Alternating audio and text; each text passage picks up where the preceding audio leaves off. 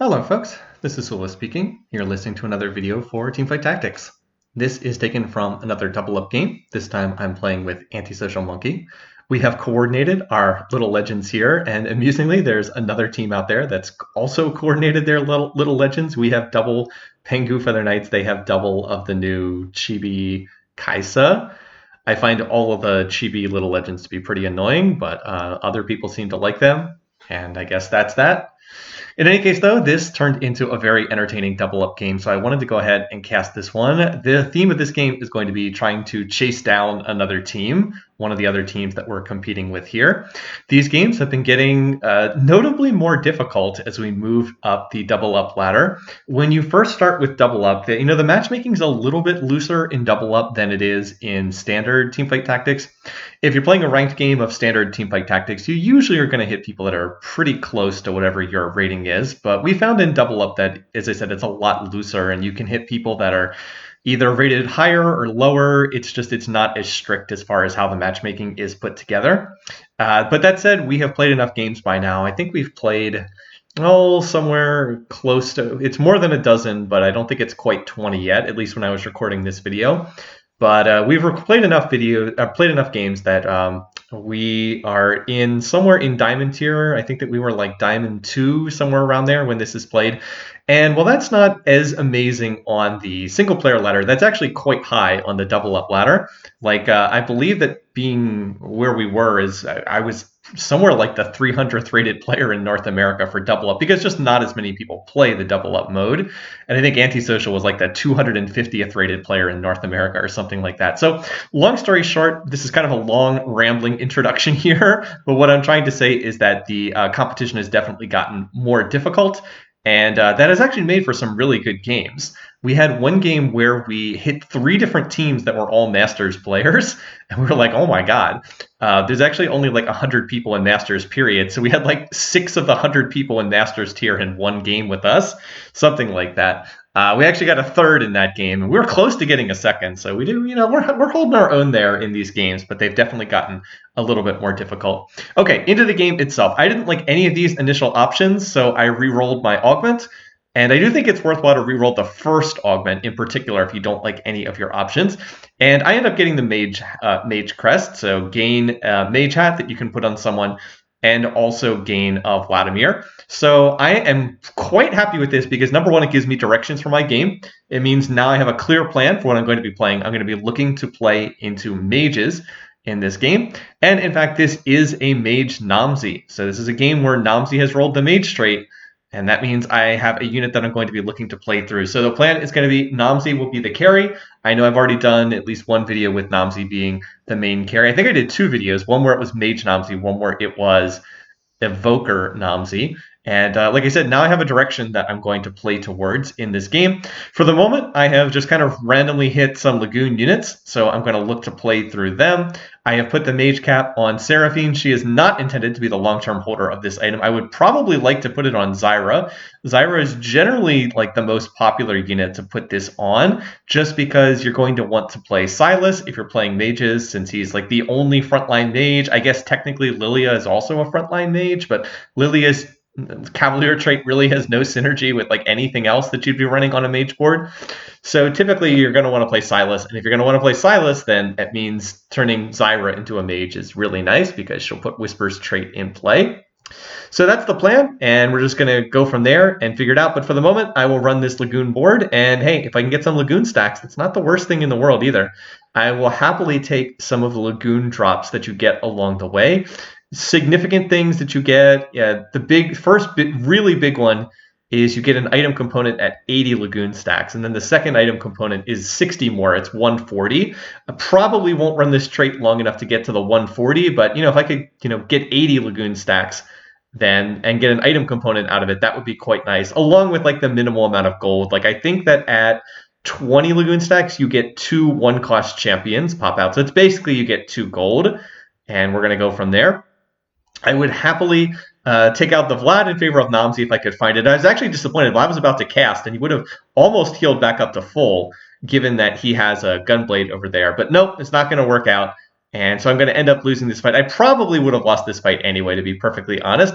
And that other player is clearly playing into the same thing as me. They also have a mage cap, and they're also very clearly going to be playing into mages as their board. So oftentimes when you're running this mages setup, you very frequently will play Astral along with it. Vlad is Astral plus Mage. Lux is Astral plus Mage. It's much less common to be playing Lagoon with this, but that's kind of what I'm doing here because I have not seen Lux. And although I did see Skarner, I haven't really been hitting that many Skarners. So I ended up selling the Skarners because I decided I would rather play Jax. I found 2 Jaxes thus far, so I'm hoping I can just play the Jax on level up because I think that'll be significantly better to play Jax than Skarner if I don't have Astral Trait in.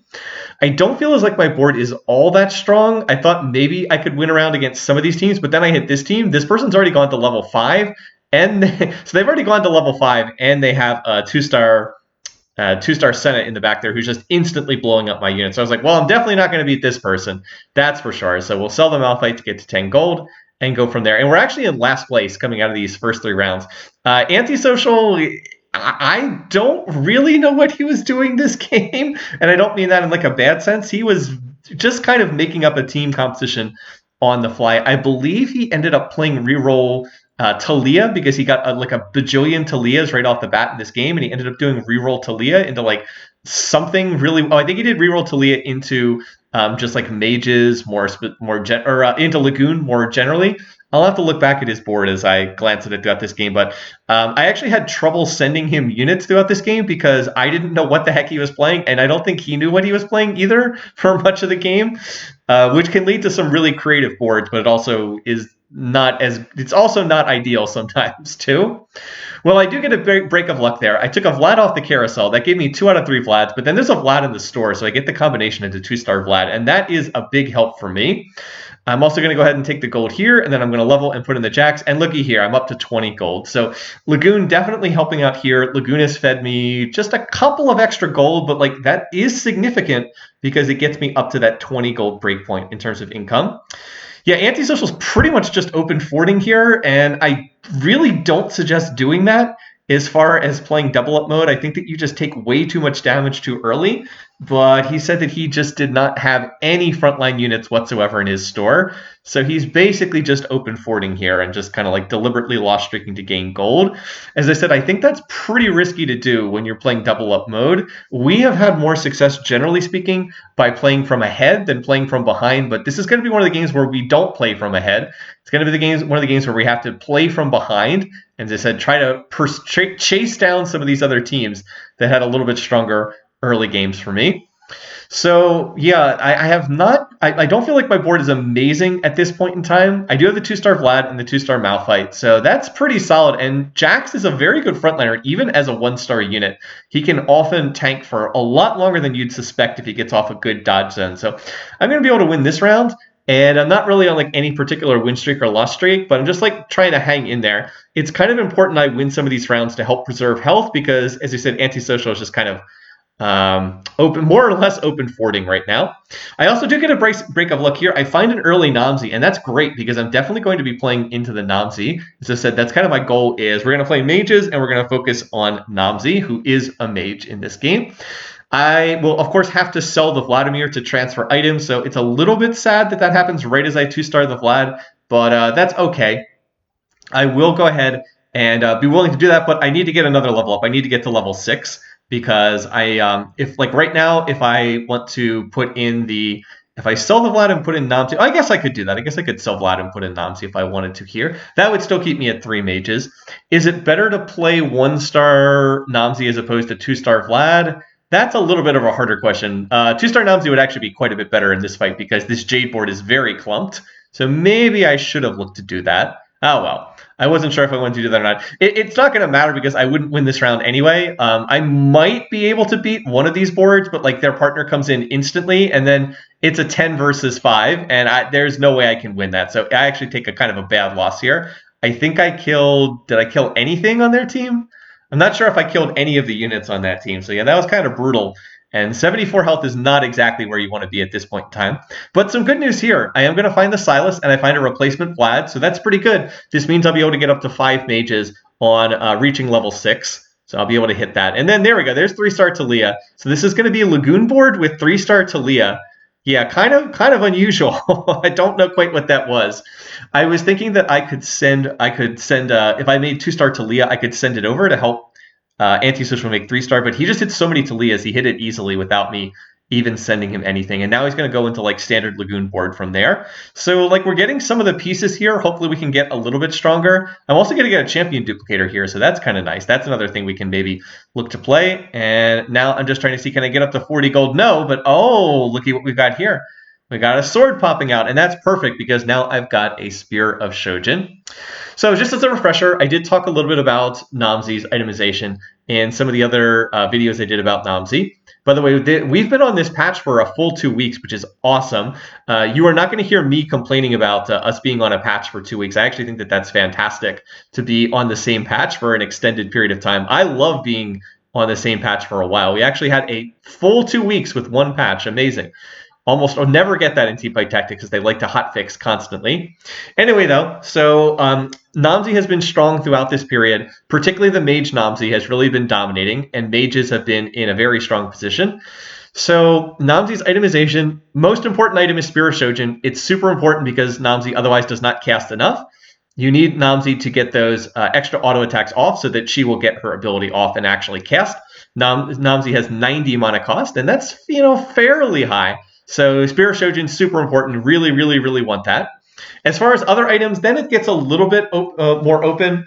The Infinity Edge Jeweled Gauntlet combo is quite good if you can put it together. But unless you can do that, generally speaking, the other item that people will put on Namzi is a Gunblade. Now here we get another augment, and I'm actually kind of sad that this is prismatic. I've already used my reroll. I don't like any of the options there. The best option to take is probably to go ahead and take the Think Fast, but I just, as a rule, pretty much never take that one because I am not a big fan of Think Fast. It's the one where you have to click really, really fast, and my reflexes are just not that good. Sorry, guys. I did used to play some first-person shooters back in the day, but back in the day for me was like 1998, so I'm not that fast anymore when it comes to doing this stuff, so I just generally always try to avoid that one. So instead I'm going to take Binary Airdrop. Your champions equipped with 2 items temporarily gain a 3rd item in combat. This was around back in the previous set, in set 6, and it was more popular in set 6. I believe it was a gold augment back in set 6, and they made it a prismatic. I don't think it's one of the better prismatics, but the other options were even worse for me, so I'm just going to take it here. And, we'll roll some extra items.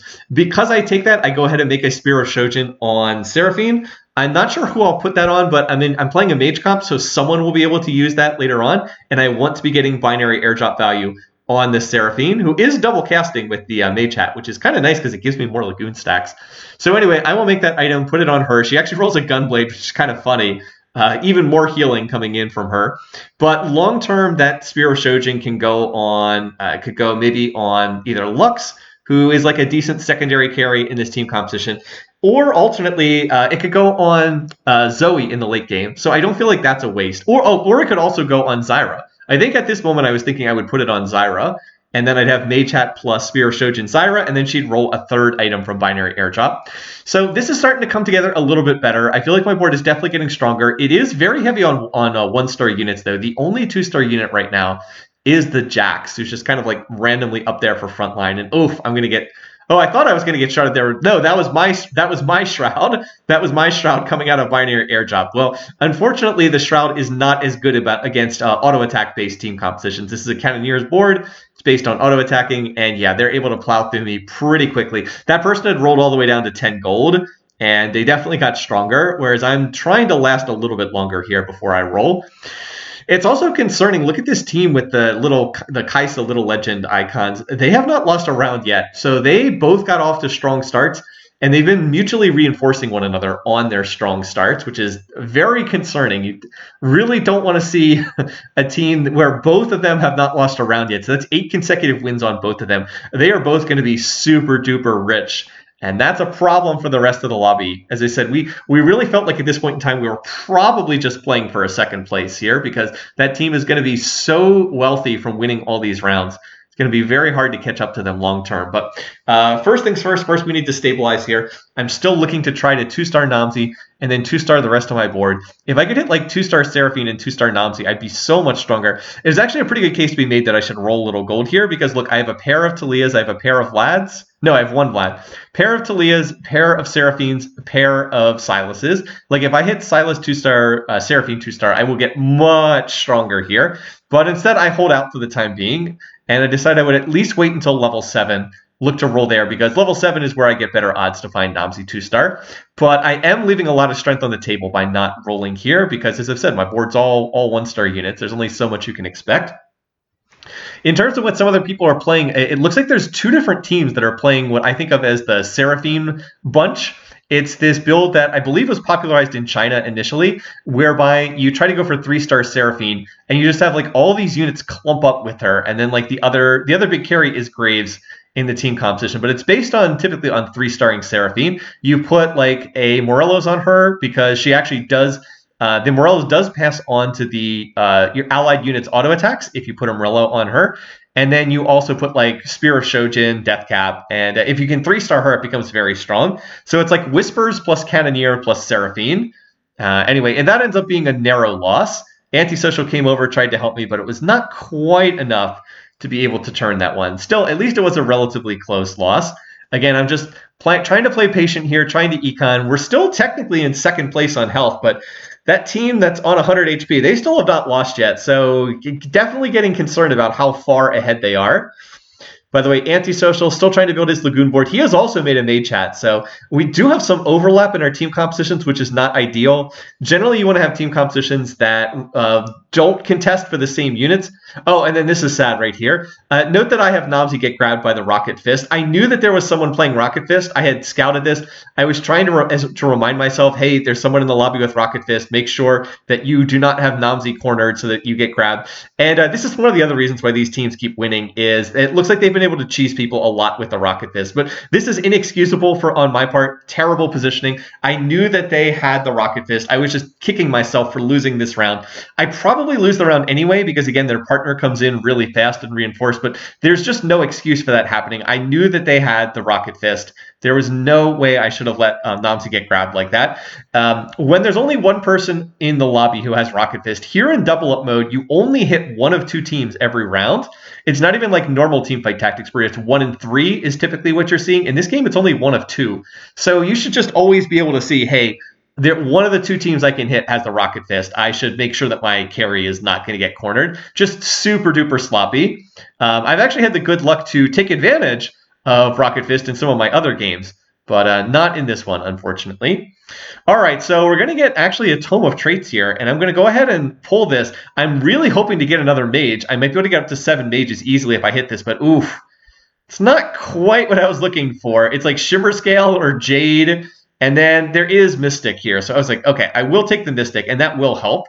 And now I'm going to roll a little bit. Remember, I have all these 1-star units. I need to try to hit some 2-stars. So I'm going to roll, and I'm going to hit a bunch of these units. We'll play Talia over Lux because she's 2-starred, and then I hit the 2-star Namzi. So I was like, okay, I rolled, about 20 gold there, but I really do feel like this was useful to go ahead and make this change. So what did I hit? I hit 2-star Namzi. I hit 2-star 2-star Silas, 2-star Talia, and I think I got 2-star Seraphine from one of those minion rounds as well. So my board got much, much, much stronger, and this is 100% worthwhile to roll that gold there. I definitely don't want to be playing a board that's all 1-star units on stage 4. I would just get absolutely plowed over by other teams that are starting to spike if I didn't do that. So I had a bunch of pairs. I had the gold. It was 100% worthwhile to roll, and I get a good outcome there. Plus, I will go ahead and pick up this extra Lux, and I still even have some extra units, or some extra items over here too that I have to think about what I want to do with these.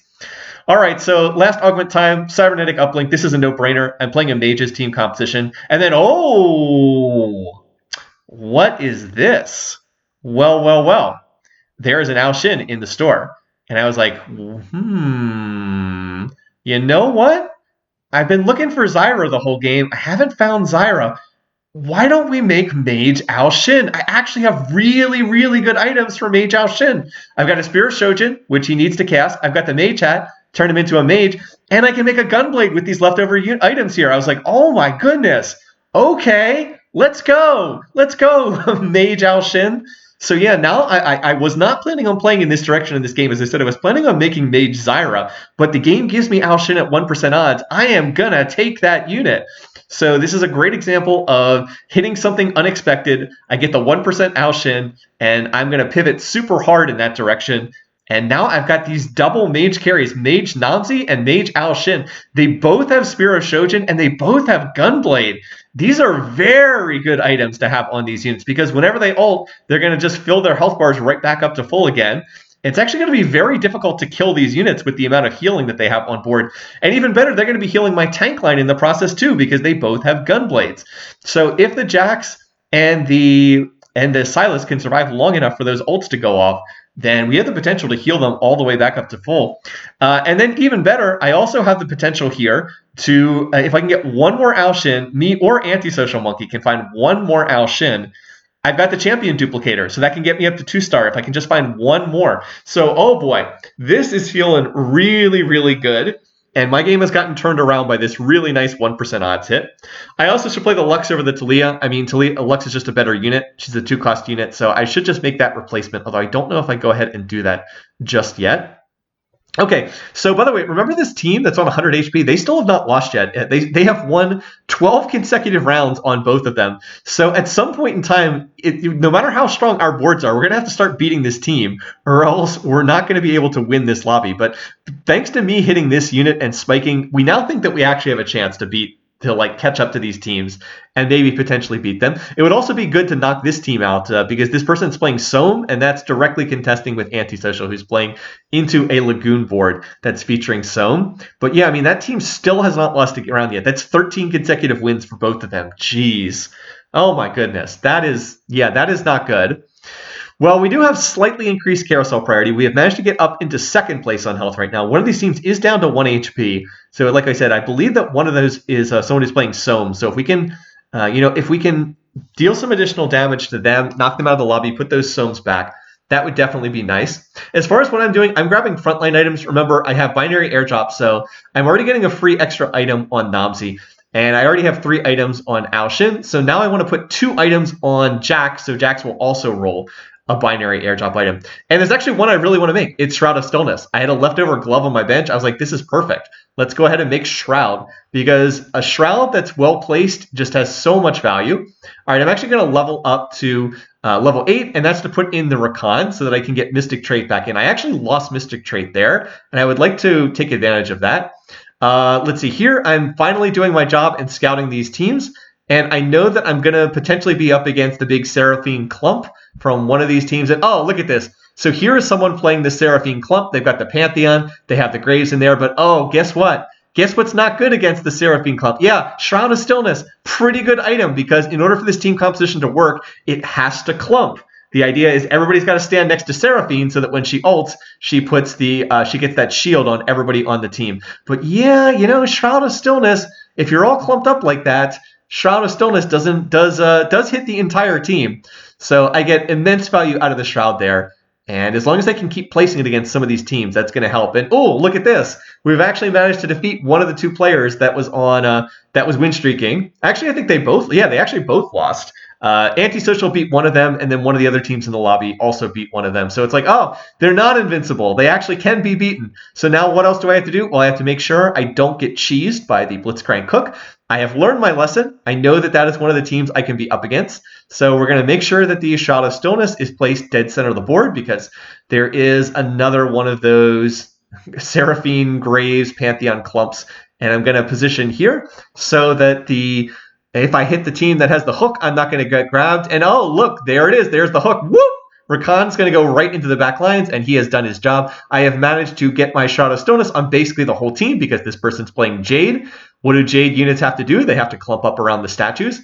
And by the way, Jax looks like he's going to die, but then Al Shin ults and he gets healed, and then Namzi ults and he gets healed. And so Jax surprisingly surviving in these fights. But I mean, he's got the backline Mage Dragons healing him right back up to full. So he actually ends up lasting way longer than he has any business surviving. And we're going to take down that team. And now the chase is on. Now we're in full car chase pursuit of this other team, because they have so much more health than us. But we're hoping that we have enough health left over that we can chase them down over the course of the remaining rounds of this game. Clearly, these other teams, 2 HP, 1 HP, they're probably going to be out of the lobby soon, but we're going after that Kaisa build. All right, items here. I thought for a long time about taking this. Evoker Emblem would be nice, but I was like, actually, I'm not playing any Evokers, so that's not going to give me anything. So then, ooh, okay, how about this? I'm going to get a Manamune, right, or a Manazane right here. Item that gives additional ability power, gives some additional mana. But the big thing is, after unit ults for the first time, they gain back, I think they gain like 200 mana over the next 4 seconds. So I'm going to slap that on the Namzi. Now, in doing this, I am losing binary value. So I'm actually losing the value of my Prismatic Augment. I'm actually only going to get the binary value on 2 units right now, on the Silas and then on the Jack. So I'm not really getting much value out of that Prismatic. But you have to realize, if you can get a really, really good item on your carries, it's worth dropping the binary value if you can get an awesome item on one of your main carries. And Manazane's going to be fantastic. By the way, what is this team doing? They're super clumped up in the middle of the field. I have no idea why this person's positioned like this. They're running a Xayah board. There's absolutely no reason for them to be clumped up like this. So I am going to go ahead and get off my Shroud. Now the question is, can we manage to heal up long enough off these ults to survive the fight? Oh, I kind of need that Shyvana to be filled off. No, looks like I'm going to come up just a little bit short here. So even though I get an awesome Shroud, I am going to end up losing this. But is this going to be enough for this person to rescue their partner? Looks like Antisocial's round is already over. And no, actually... do they end up losing? Does somebody get knocked out here? We get the little Kaisa animation. I find these to be incredibly annoying. So nope, it wasn't enough. They're going to get knocked out. And we actually get a double knockout there. So now it is down to just us and the team that has the 2 Kaisa players. So yeah, this lobby shrunk in a real hurry. 2 teams knocked out on stage 5-1. So now it's just the duel between us and this other team. So Antisocial is still playing that Lagoon board. He actually has double Lagoon emblems. He's pulled 3 Tome of Traits in this game. Really, really bizarre board that he's building here. I honestly don't even know what it is other than something with Lagoon and Mages. And now we're just going to be alternating against the Chibi Kaisa team. I don't know what else to call this team. One of them is playing this board that's based on Darkflight plus Cannoneers. And that's what I'm up against in this round. So I really need the healing off the Gunblades in this round.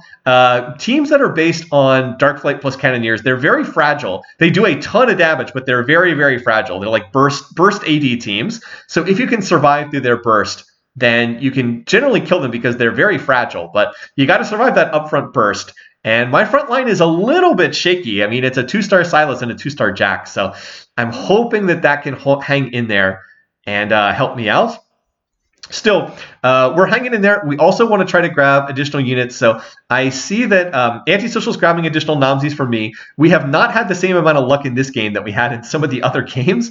The Evoker Namzi game where Antisocial found me 13 Namzis, that is not the case here. He actually has not been finding very many at all. But we still do want to work towards trying to 3-star that unit if we can. I also should probably just hold Soames. I realized I had a Soam and then sold it, which is not good. But I was trying to do my best to get to level 9. Once again, I'm going to get off an awesome Shroud. This Shroud has had like infinite value because I've been able to hit like the entire enemy team over and over again. Once again, I'm going to use Rakan to tank the Blitzcrank hook. I'm not going to get cheesed again. I know that they have this. I'm not going to let myself get cheesed. And I'm going to do my best to try to win this round. It looks like Antisocial did lose this round. So do I have enough left over to beat both of these boards? That Graves is still alive. Can we manage to beat the Graves? And yes. Okay. So I got to hang in there because, remember, it's not really good enough just for us to trade 1 win and 1 loss each way. They have 57 health. We have 34 health. So, like, if one of us wins and one of us loses and we just, like, keep trading that's not going to be good enough. That we're going to get knocked out of the lobby if that's the case. So we do have to be pretty careful here. We have to win more than just 50% of the rounds. We probably have to win, like, 2/3 to 3/4 of the rounds if we're going to catch up to the fact that they have all of this health advantage over us. All right, we do get first pick on the carousel, so that's nice. And I'm going to go ahead and take this Zeke's Herald. So I'm going to look to put that on someone. So now I need to try to have one of these other units. I want to try to get 2 items on another unit so I can get binary airdrop value on them. I'm a little worried about putting both the Ao-Shin and the Namzi right next to each other, that's a little bit dangerous, particularly against someone who's playing a lot of AoE damage. If they get focused together, that's pretty scary, but I do want that attack speed on both of them. Another thing is neither of these people are playing Zyra, so that does mean I can put all my units on the back line. Right now in this patch, people generally don't want to put all their units on the same horizontal row because a lot of people are playing Zyra in every team composition. But neither of these people are playing Zyra, so I can put everybody on the back line, and it's not that big of a deal. In this fight, Rengar jumps on Ao-Shin, which can be quite dangerous, but fortunately Rengar then ults and jumps away, and all he ended up doing was feeding additional mana to Ao-Shin, who then healed instantly back up to full when he ulted with his Gunblade. So pretty happy with how these items have shaken out here. Obviously, the Manazane would be really nice to put on the Ao-Shin as well. The problem is I can't put it on Ao-Shin because if I put Manazane on Ao-Shin, then he can't have the Mage Hat. So that's why I didn't try to get this item over to Ao-Shin. Need the Mage Hat, so Ao-Shin will cast twice. And then I need the, and then I want the Spear of Shojin for mana generation, and then I want the Gunblade for healing. All right, this team I'm up against has made 2-star Yasuo. That's pretty scary. And they're running this Jade board. By the way, they're also holding Ao-Shins because they're trying to deny me Ao-Shin 2-star. Another sign that we're getting higher up here in terms of the teams that we're playing, because they will do stuff like this. It's like, hey, this person's playing Ao-Shin. Let's hold Ao-Shins in the store to try to prevent them from 2-starring this unit, because my board will spike a lot if I can manage to hit 2-star Ao-Shin. Once again, it looks like my front line's going to hold up just barely long enough. Come on, we need to finish off these units over there. That Terra is tanking in there forever. They also do have a 2-star Shioyu who's doing some pretty good work, but Antisocial's won his round, and it looks like together we're going to be able to win this. And oh, look at this. We double won both of the last 2 rounds, and we have completely caught up on health now. Now we're actually slightly ahead on HP, 34-30. Now, that said, this team is definitely not out of it yet. If you notice right there, they're going to 3-star Rengar. There it is, popping up on the interface. So they are starting to hit some of their 3-stars too. And that means we're going to need to keep getting stronger as well. We cannot just sit back on our laurels and rely on these other teams doing their thing. I'm going to use my item remover to take off the sword that was on Jax. That was so he would get binary airdrop value, but I will put the Gargoyle Stone Plate along with the Shroud. That's a much better item. And then that actually allows me to get binary airdrop value on Rakan. There's also one other thing I'm going to look to do here. I'm level 9 now, so I'm going to roll down at level 9. I'm actually going to look to go up to 7 mages here. So I'm really looking to try to find Zoe. And the big reason for that is I actually don't have a lot of damage on my team. By the way, look at all these Soams I'm finding here. Finding a bunch of Soams. And I find double Bard and Zoe, but nope, it's got to be the Zoe being played here. So we're actually going to drop the Rakan, and this actually loses Mystic Trait. So I will no longer have Mystic Trait. But the reason why I want to do this is it's a very, very big deal for me to get up to 7 mages. I really want to get up to 7 mages on my board. And the reason for that is because that's what I need for additional damage. Like if you look at my units, the Ao-Shin and the Namzi, they have a lot of mana generation. They have a lot of healing. They don't have much in the way of raw AP. Like there's no Death Cap here. There's no Jeweled Gauntlet. There's no Archangel Staff. So their actual AP is relatively low. So how do I fix the fact that they don't have AP from items? Well, I get AP from other sources, and I can get it from the Mage trait. By going from Mage 5 to Mage 7, that goes, at least in this patch, Mage 5 is 110 AP. Mage 7 is 140 AP. So that's one way to get more damage on these units is if I can't get it from items, get it from the trait. So that's why it's such a high priority to try and get up to 7 mages. And that's what I'm prioritizing. I have also made 3-star or 2-star Soam. So I can send that over to Antisocial. I believe that I'm going to send that over to him. First, we get the item drop. I'm going to take the Warmogs. Again, I'm losing binary value on the Graves, or excuse me, on the Silas, but that's okay. And Antisocial just found a straight up 2-star Ao-Shin. So I was like, okay, well, I'll just play this because he just happened to find a 2-star Ao-Shin. But we're going to have some trouble here. Look at the interface right there. Do you see Graves? Oh, yeah. The other teams are not done yet either. They're going to make 3-star Graves over there. So, oh, boy, that's pretty scary. But Antisocial, together with the Soam, I send him a 2-star Soam, and I then send him a 1-star Soam. He makes 3-star Soam. So it's like, all right, here we go. 3-star Soam against 3-star Graves. Who is going to be stronger here in these fights? So yeah, both of our teams are spiking pretty hard here. We actually did not use any of our sends for a long point in time, but then we just blitzed through them there. We used them to make 3-star Soam, we used them to make 2-star Ao-Shin, and we used them to make 2-star Zoe as well. So we have hit a lot of stuff on both of our boards. So I spiked super duper hard. I went up to 7 mages, 2-star Ao-Shin, and the 2-star Zoe. And that's actually going to be enough to knock this team down to 1 HP. But Antisocial, unfortunately, did lose to the Cannoneer board that has 3-star Graves, which is not shocking, right? They do have a 3-star Graves. That's pretty good. So now it's going to be my turn to see if I can deal with 3-star Graves. So yeah, the good news is we don't have to beat 3-star Graves to end this lobby. Yeah, look at that. We've got 4 Cannoneer, 3-star Graves, 3-star Rengar over there. That looks pretty strong. They're also getting pretty close to 3-star Rel as well. This is what's so much fun about double up mode, though, is you get situations like this where you just have these boards that spike incredibly hard. I was honestly not sure how to position against 3-star Graves. I thought maybe if I cornered these units, that would be better. I think that may not have been the right idea because Graves does have some area of effect damage. His buckshot does hit in like area of effect. So maybe it would have been better not to put these units right next to each other so that they would not both be getting hit by Graves. But I don't know. It's a strong unit to say the least. At least I do get off another good Shroud again. All right, so the question again is, can we burst down the Graves? By the way, also really smart itemization choice on this team. They put a Dragon's Claw on the Graves, and that's super smart because all our damage is magic damage. I have the double dragon combination, Antisocial is 3-star Soam. Like, we're pure magic damage. We do not have any physical damage in our composition. So put the Dragon's Cloak on Graves. So yeah, we're both going to try our best, but no, Graves just absolutely blows up the entire team. The good news is Antisocial beat his partner. So we do have that team down to 1 HP. They're definitely on their last life now. They have no more chances. If we can beat either of them, that should be enough to win the lobby. So we don't actually have to beat 3-star Graves. If we can just beat the other player who's running like a Dragon's board, that will be sufficient for us. Well, there's not too much that I want here. I'm just going to go ahead and take the Zerat portal. I would have loved that Zephyr that one of the other players took, but that's not going to be sufficient. So I'm going to take the Zerat portal. I actually have quite a bit of gold here, but like, what exactly am I going to roll for? I guess for a 3-star unit of some kind. Not really close to 3-starring anything. And with them on 1 HP, I decided I would just focus on positioning for this round instead. I was like, I'm not going to screw around here. I'm just going to focus on positioning. I am up against the person who has the Blitzcrank hook. I don't want to get cheesed by the Blitzcrank hook. So let's just make sure that doesn't happen. And it's actually really important I position this Shroud because they have an Ao Shin themselves. So it's really important for me to get a good Shroud on their Ao Shin. So mission accomplished in that regard. I actually am going to Shroud their Ao Shin. But look, they actually dropped in the Zephyr. So whoop, there goes my Ao Shin. I was like, oh, man. But it actually works out just fine because Ao Shin's still going to get to cast. And look at that. With his Gunblade, he's just going to heal right back up to full again. Meanwhile, my Shroud of Stillness has prevented their Ao Shin from ever casting. So that actually worked out perfectly for me. Ao Shin was totally fine. He got yanked, but it wasn't a big deal. And now can we finish off the Graves for their feather in our hat? This 3-star Graves is so freaking strong. Come on, Ao Shin, I just need you to cast. Heimer's going to get the stun, and all that lightning. There we go. Whoop. Again, we did not have to kill the Graves in order to win that round. But as I said, a little feather in the cap for our Feather Knights there. The synchronized dual Pengu Feather Knights. We actually did manage to take down that unit, although it took both of our boards working together to do it. So, man, what an entertaining game there. That other team did a great job of building their board. Like, one player had the late game Dragons board, which, by the way, is going to get buffed in the next patch, so that's going to be interesting.